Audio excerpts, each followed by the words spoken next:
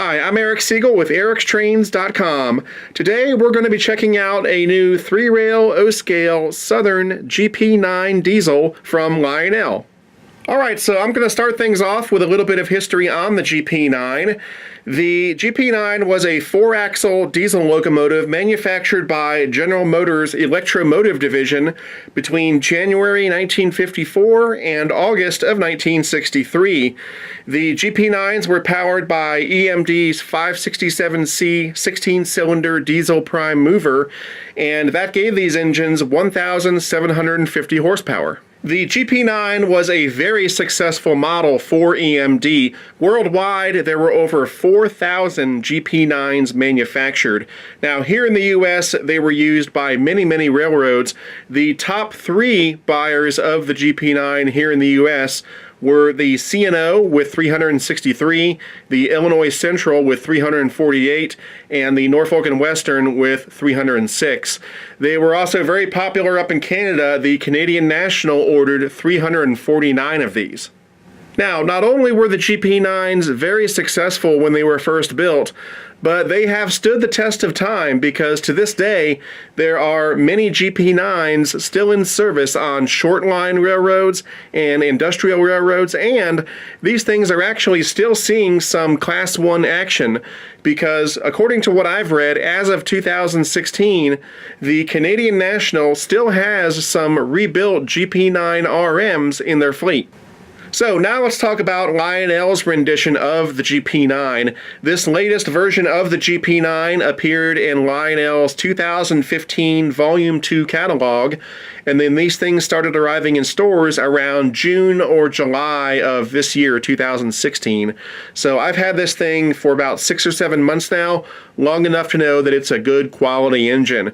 Now, Lionel has done several different road names for the GP9, and what's cool is that they've done road name specific details on each different version. So for example, on the Southern version that you see here, they've got this little bell up front because the Southern GP9s had that bell up front.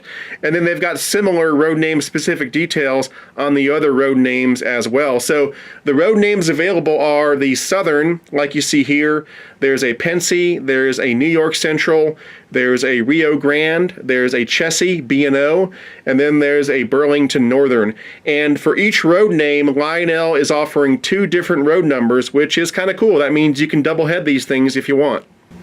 Now, one cool thing that I want to point out is that if you look at the pages of the Lionel catalog where these engines are depicted, you'll notice that it looks like a couple of the engines, the New York Central and the Pennsy engines, are actually running long hood forward rather than this engine where it's running short hood forward. When you start this engine up, this is the forward direction, the direction of the short hood, and the engineer inside is actually facing this direction.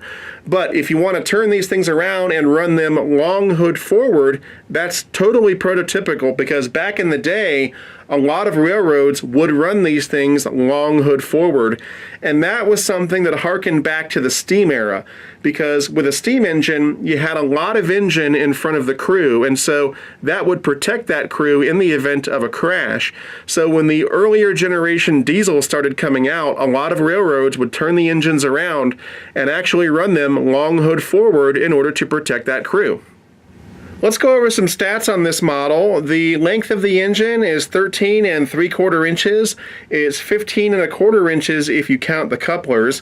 The weight of the engine is 3 pounds 13 ounces, and the minimum required curve needed to operate this engine is 0.31. So this engine is very friendly to layouts with tight curves. Under the hood, this engine is driven by 2 large flywheel motors, one on each truck. There is a fan-driven smoke unit for the smokestacks up top, and this engine is equipped with Lionel's Legacy Command and Legacy Rail Sounds. As usual, there are 3 ways you can operate this engine.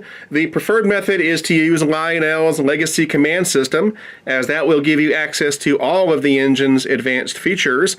However, you can also run the engine with Lionel's classic TMCC command system, or you can run the engine conventionally with just a transformer and some track. As we zoom in, here's a look at the front pilot area of the engine, which looks great. We've got some suicide steps down here, which are now illegal on engines. We've got some separately applied MU hoses. There's a separately applied coupler cut bar. We've got some nice safety striping. There's an electrocoupler in the middle, of course, which can be thrown from the Legacy or TMCC remote. The handrails up here look great. There's a metal safety chain in the middle. And then also in the middle, we've got this drawbridge piece that you can fold down like that, and it does have safety tread on it. And in case you're wondering, the purpose of the drawbridge is so that when multiple engines are lashed together, the crew can move back and forth between the multiple engines without having to actually get off the train. Now, for you newbies out there, let me explain something real quick. I called these steps suicide steps. That is a nickname. Some people also call these things the steps of death. Now, back in the day, the purpose of these steps was so that brakemen could ride along with the engine while they were switching cars and so forth. But riding on these steps was extremely dangerous because if you slipped or fell or had any sort of accident while riding on these steps, you were almost guaranteed to be either crippled or killed by the engine that would then run you over right after you fell off the steps. And so for that reason, these steps were eventually outlawed, and that's the reason that you don't see steps like these on modern diesel locomotives. As we swing around the side, here's one of the truck side frames, and the truck side frames are die-cast metal, and as you can see, they look great. And then up here, we've got a really nice looking EMD logo.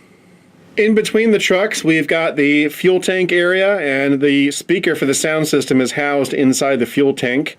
And then we've got these additional tanks back here, and some hand-painted detailing here with the fuel cap and the fuel gauge. And then here is the rear pilot, which looks pretty much identical to the front pilot. We've got another electrocoupler here in the middle that can be thrown from the Legacy or TMCC remote.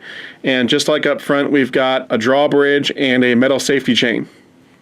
Moving up, here's a look at the back of the engine. We've got some nice separately applied grab irons going up the side here.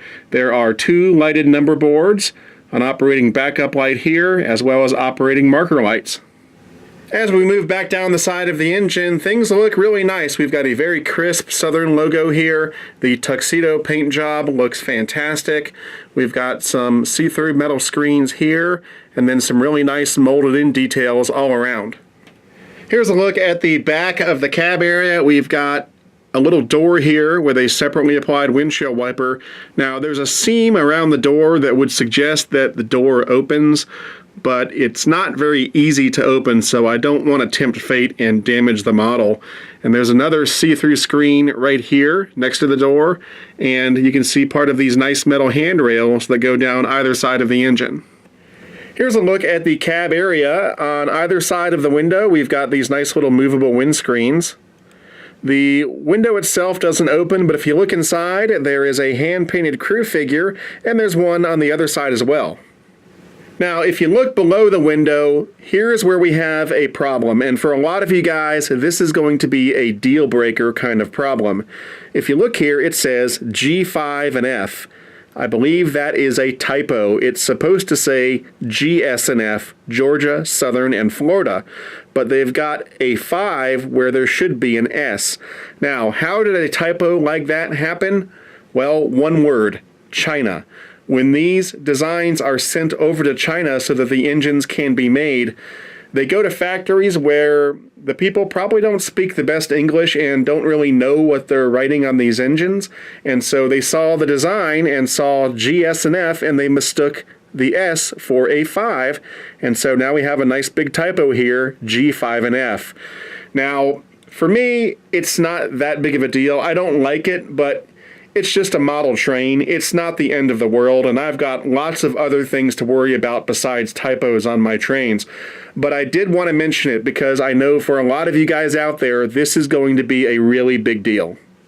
Now, what I will probably do eventually in order to compensate for that typo is weather this engine and fade that 5 so that you can't tell it's a 5, and that way it won't matter and everything will look okay. As we swing around the front, we've got more separately applied grab irons going up the side here. We've got another 2 lighted number boards on the front, an operating headlight, as well as operating marker lights. We've got a nice little brass bell up here. And all of the decks on the engine, by the way, have safety tread on them, so they look really nice. Now let's check out the top of the engine. Up front, we've got some nice add-on detailing here. We've got some lift rings and a nice little horn. And then this section lifts off like that. It's held on with magnets. And inside, you can see one of the flywheels for one of the motors. And look how tight the clearances are. I mean, there's not a lot of room in here. It's pretty nice the way they do these things. And then right here is the compartment for the optional 9-volt battery. Now, the 9-volt battery is only needed if you run this thing conventionally. If you're running it with TMCC or Legacy, you do not need the 9-volt battery. Right behind the cab, we've got a couple of nicely done fans and some more lift rings, and inside each of these fans, you'll find free spinning blades. Moving back, we've got another nicely done fan, and this one also has free spinning blades on the inside. And then we've got the two smokestacks that go down to the fan-driven smoke unit on this engine.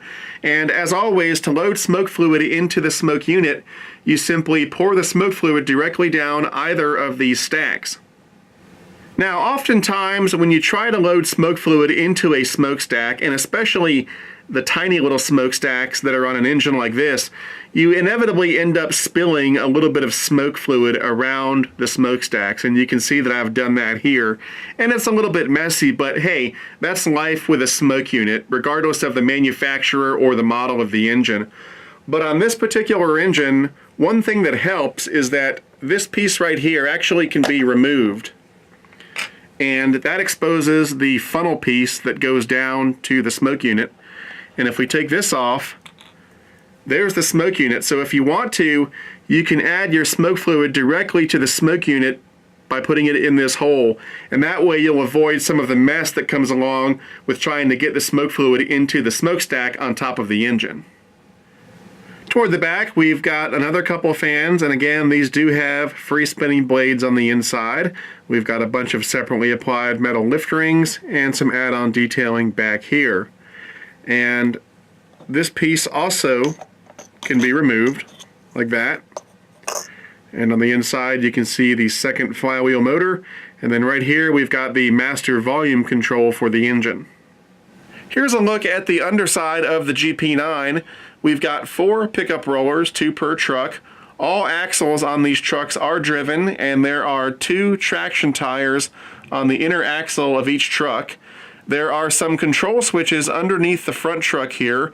Right here we've got the smoke unit on-off switch, and then on the other side you'll find the Odyssey speed control switch and the run program switch. And then under the fuel tank here, we've got the speaker for the sound system, and then the sensor for the Lionel LCS sensor track, if you have one. All right, the last thing we're going to do before we start this thing up is BF-IMO, best feature in my opinion. Well, in my opinion, the best feature of this engine, and really all of the GP9s that Lionel has put out, is the presence of the road name specific details. So on the Southern version that we have here, we've got the bell up front. The horn is here as opposed to on top of the cab or anywhere else. On the Burlington Northern version, there's a beacon light up on top. On the New York Central version, there's a rooftop air tank. On the Pennsy version, there's a rooftop antenna, and so on and so on. And it's really cool that Lionel is doing this because it just ups the ante in terms of realism. Did Lionel get everything perfect? No, of course not, but they're making the effort, and that really deserves recognition. So, best feature in my opinion is the presence of the road name specific details. All right, I've got power on the track, so let's go ahead and start this thing up. This is the dispatcher. Do you copy? Roger that, dispatcher. I read you. Over. Very good. Start up and hold.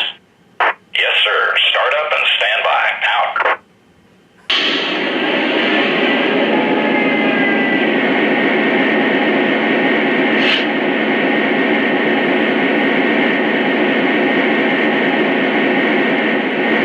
Okay, first up, let's hear the horn.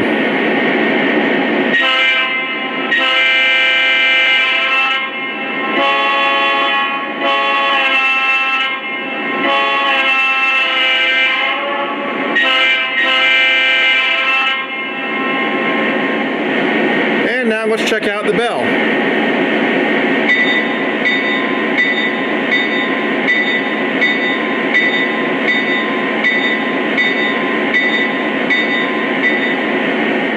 These engines have 8 RPM levels, so let's go ahead and rev it up and then we'll bring it back down.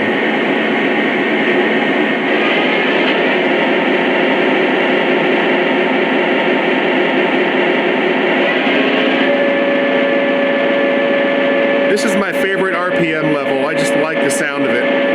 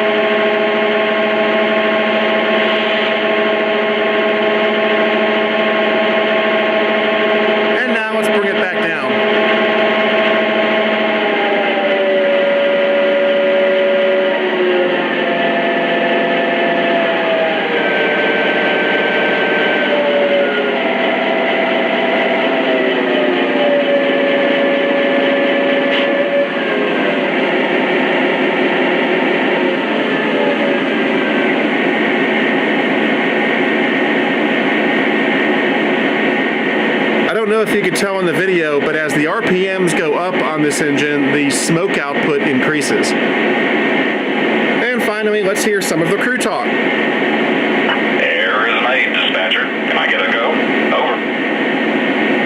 Roger, your track is clear. Dispatcher, over. Copy that. I'm wearing the green. Out. Dispatcher, you're clear to pull. Over. Copy that. I'm wearing the green. Out. Dispatcher, trains buckled together. Can I get to the main line? Over. Negative. Please hold. Over. Yes, sir. We're waiting. Out. Dispatcher here. Stand by. Over. Yes, sir. We're waiting. Out. If you press and hold the reset key on the Legacy remote, you'll get the sounds of them filling the fuel tank. Fill her up!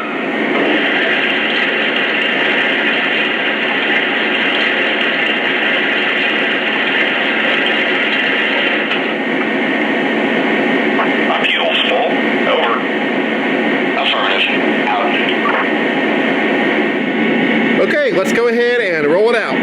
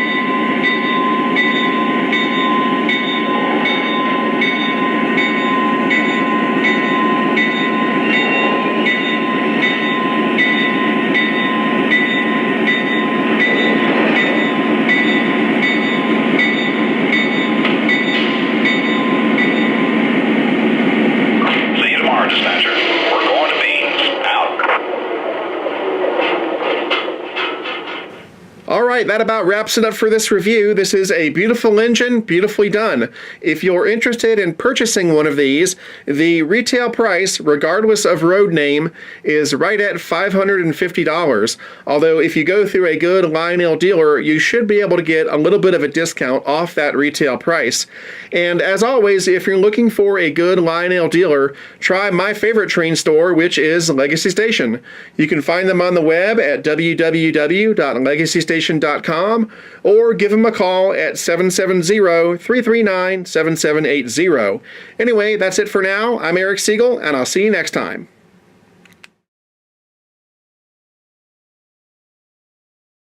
To discuss this model or any other O-Gauge trains and to meet other O-Gauge modelers, check out the O-Gauge Railroading Magazine online forum at ogrforum.ogaugerr.com.